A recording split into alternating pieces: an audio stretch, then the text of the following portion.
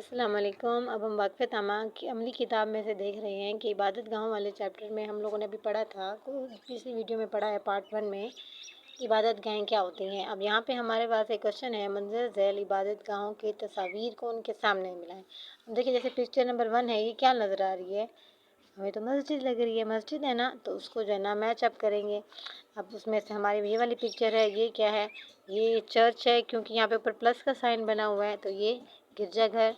ये क्या है, ये मंदिर है। और लास्ट वन क्या है, हमारा गुरुद्वारा है। अब मंदरजा झैल जुमलों में दुरुस्त के सामने टिक और गलत के सामने क्रॉस का निशान लगाना है। अब दूसरे मज़ाहिब की बातों पर हमें पर हंसना अच्छी बात है नहीं है ना, तो यहाँ पे हम क्रॉस लगा देंगे। हमें हर इबादतगाह का एहतराम करना चाहिए, बिल्कुल ठीक है। दुनिया में सिर्फ एक ही मज़हब है नहीं, हमने तो पढ़े हैं बहुत सारे मज़हब हैं, तो ये क्रॉस। पाकिस्तान में मुसलमानों के अलावा दूसरे मज़ाहिब के लोग भी रहते हैं, हाँ जी रहते हैं, ठीक हो गया। दूसरों को इबादत गाहों को बाहर शोर करना चाहिए नहीं करना चाहिए ना, तो यहाँ पे आएगा क्रॉस।